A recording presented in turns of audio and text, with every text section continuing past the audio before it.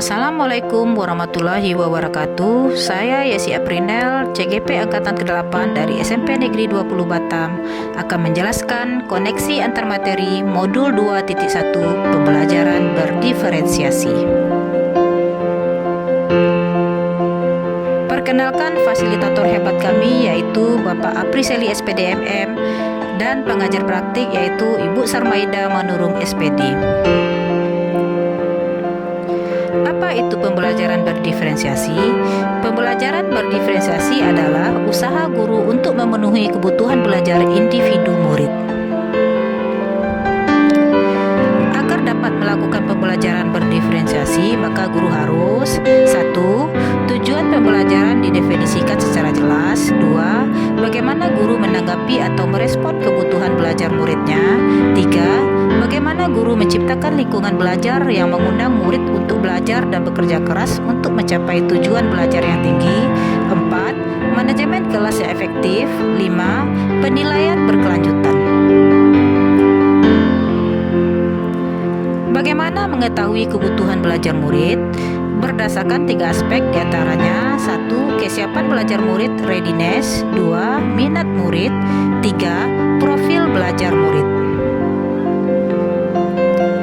Kesiapan belajar adalah kapasitas untuk mempelajari materi, konsep, atau keterampilan baru. Sebuah tugas yang mempertimbangkan tingkat kesiapan murid akan membawa murid keluar dari zona nyaman mereka dan memberikan mereka tantangan, namun dengan lingkungan belajar yang tepat dan dukungan yang memadai. Mereka tetap dapat menguasai materi atau keterampilan baru tersebut. Cara membedakan kesiapan belajar ada 6 dari beberapa contoh perspektif yang terdapat dalam equalizer menurut Tomlinson. 1. Bersifat standar, bersifat transformatif. 2. Konkret, abstrak. 3. Sederhana, kompleks. 4. Terstruktur, terbuka. 5. Tergantung, mandiri. 6. Lambat, cepat.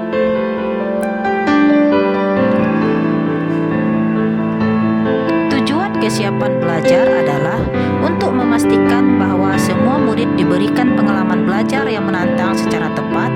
Perlu diingat bahwa kesiapan belajar murid bukanlah tentang tingkat intelektualitas, tapi lebih kepada informasi tentang apakah pengetahuan atau keterampilan yang dimiliki murid saat itu sesuai dengan pengetahuan atau keterampilan baru yang akan diajarkan. Belajar merupakan suatu keadaan mental menghasilkan respon terarah kepada situasi atau objek tertentu yang menyenangkan dan memberikan kepuasan diri. Tujuan melakukan pembelajaran berbasis minat. 1. Membantu murid menyadari bahwa ada kecocokan antara sekolah dan kecintaan mereka sendiri untuk belajar. 2. Mendemonstrasikan keterhubungan antar semua pembelajaran.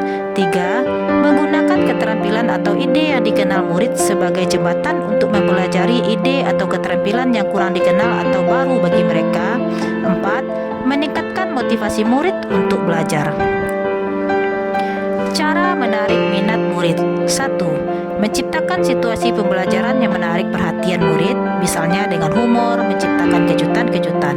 2. Menciptakan konteks pembelajaran yang dikaitkan dengan minat individu murid. 3. Mengkomunikasikan nilai manfaat dari apa yang dipelajari murid. 4. Menciptakan kesempatan-kesempatan belajar di mana murid dapat memecahkan persoalan atau problem-based learning. Profil belajar murid mengacu pada cara-cara bagaimana kita sebagai individu paling baik belajar. Tujuan dari memperhatikan kebutuhan belajar murid berdasarkan profil belajar adalah untuk memberikan kesempatan kepada murid untuk belajar secara alami dan efisien.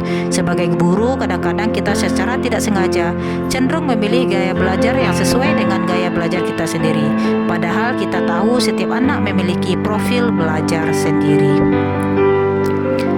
4 faktor profil belajar. 1. Preferensi terhadap lingkungan belajar, misalnya terkait suhu ruangan, tingkat kebisingan, jumlah cahaya. 2. Pengaruh budaya, santai, terstruktur, pendiam, ekspresif, dan personal, impersonal. 3. Preferensi gaya belajar adalah bagaimana murid memilih, memproses, dan mengingat informasi baru. 4. Preferensi terhadap kecerdasan majemuk atau multiple intelligence. 3. Gaya belajar. 1. Visual. Belajar dengan melihat, misalnya melalui materi yang berupa gambar, diagram, PowerPoint, catatan, peta konsep, grafik, organizer, dan sebagainya. 2. Auditory. Belajar dengan mendengar, misalnya mendengarkan penjelasan guru, membaca dengan keras, mendengarkan pendapat saat berdiskusi, mendengarkan musik. 3. Kinestetik. Belajar sambil melakukan, misalnya sambil bergerak, melakukan kegiatan hands-on, dan sebagainya.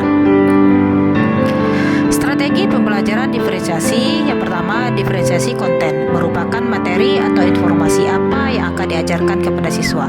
Konten dapat dibedakan sebagai tanggapan terhadap kesiapan, minat, dan profil belajar siswa maupun kombinasi dari ketiganya.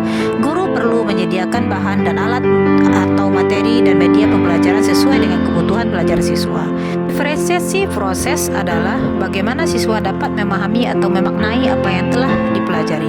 Bisa dilakukan dengan cara menggunakan kegiatan berjenjang atau bertahap, menyediakan pertanyaan pemandu atau challenge yang perlu diselesaikan di sudut-sudut minat, membuat agenda individual untuk siswa, daftar tugas, memberikan waktu lama atau durasi yang siswa dapat ambil untuk menyelesaikan tugas, mengembangkan kegiatan yang beragam dan tidak monoton. Diferensiasi produk yaitu menampilkan dan mendemonstrasikan hasil pekerjaan siswa kepada guru berupa tugas berupa proyek. Produk yang diberikan meliputi dua hal, yaitu memberikan challenge dan keragaman atau variasi, serta memberikan siswa pilihan bagaimana mereka dapat mengekspresikan pembelajaran yang diinginkan. Adakah keterkaitan antara modul 2.1 dengan modul-modul sebelumnya? Keterkaitan modul 2.1 dengan modul 1.1. Untuk melakukan pembelajaran berdiferensiasi, maka guru harus berusaha memenuhi kebutuhan belajar murid menurut kodrat alam dan kodrat zaman. Murid-murid memiliki karakteristik dan keunikan masing-masing sehingga tidak bisa diperlakukan sama saat proses pembelajaran. Fasilitasilah kebutuhan belajar mereka sehingga mereka aman dan nyaman saat belajar di lingkungan sekolah. Keterkaitan modul 2.1 dengan modul 1.2. Untuk melakukan pembelajaran berdiferensiasi, seorang guru harus berpihak kepada murid, reflektif, mandiri, kolaboratif, dan inovatif. Seorang guru penggerak dapat mewujudkan kepemimpinan pada murid dengan cara menuntun murid belajar sesuai dengan kodratnya. Inovasi sangat diperlukan dalam menyusun RPP yang berdiferensiasi sehingga murid dapat mencapai tujuan pembelajaran yang telah dirumuskan berdasarkan capaian pembelajaran. Keterkaitan modul 2.1 dengan modul 1.3. Pembelajaran diferensiasi dapat menjadi salah satu strategi untuk mewujudkan visi guru penggerak pada sekolah impian. Visi dan prakarsa perubahan yang telah saya buat akan terwujud jika pembelajaran diferensiasi diterapkan secara konsisten dalam pembelajaran yang menyenangkan.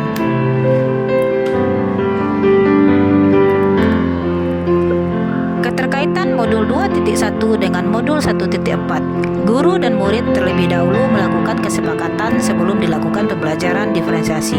Kesepakatan yang dilakukan bisa berhubungan dengan preferensi lingkungan belajar, budaya belajar, atau gaya belajar murid, sehingga dalam proses pembelajaran terciptanya suasana yang aman dan nyaman bagi semua murid.